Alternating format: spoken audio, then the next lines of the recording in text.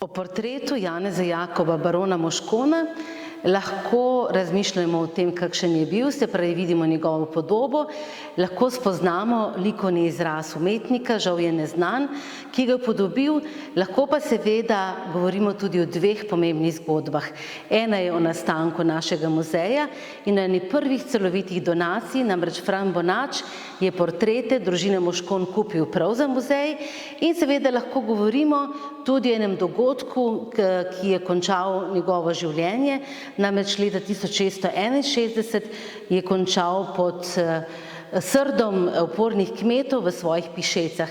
Namreč Janez Jakob Moškon je bil mogoče ravno zaradi tega, ker je imel 6 prstov nekaj posebnega, bil je pa še posebej grob, bil je še posebej osovražen in njegovo življenje se je tudi tragično končalo.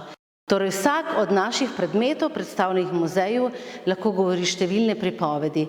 Ko pridete k nam sami, spoznate mogoče eno ali dve, če pa seveda nas vzamete zraven, pa izveste še mnogo več. V mesecu, ko se zaključuje šolske obveznosti in se bližajo letne šolske počitnice, predstavljamo šolski učni pripomoček pri predmetu geografija, to je vrtljivi namizni globus. Do leta 1990 so ga uporabljali v osnovni šoli Kapele in ga po prenovi šole podarili našemu muzeju. Globus z inventarno številko E5726 je narejen iz lesa, papirja in kovine, premera 32 cm z okroglim lesenim podnožjem. Leta 1250 ga je izdelalo podjetje Učila Zagreb, natisnil pa Nakladni zavod Hrvatske. Zaradi svoje okrogle oblike globus izjemno natančno prikazuje zemljo, prikazano površje na globusu ima skoraj povsem pravilno obliko. Na arheoloških izkopavanjih na Drnovem pri Krškem je leta 1964 bil izkopan fragmentarno ohranjen mozaični tlak, ki je datiran v čas konec 2.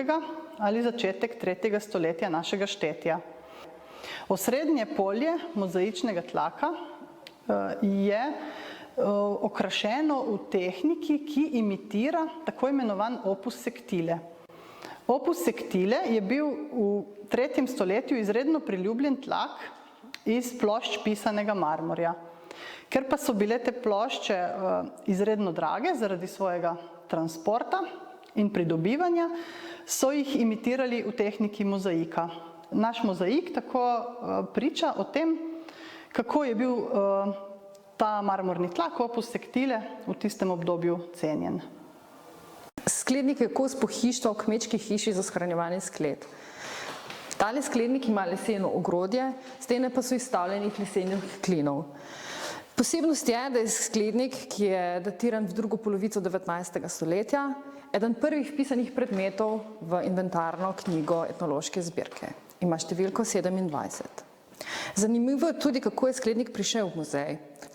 Otto Aumann, ki je bil strasten zbiralec arheoloških, zgodovinskih in umetniških del in pobudnik ter ustanovitelj muzejskega društva za politično kraje Krško in Brežice v Krškem leta 1939, je prehodil in prekolesaril Posavje in tako zbiral predmete.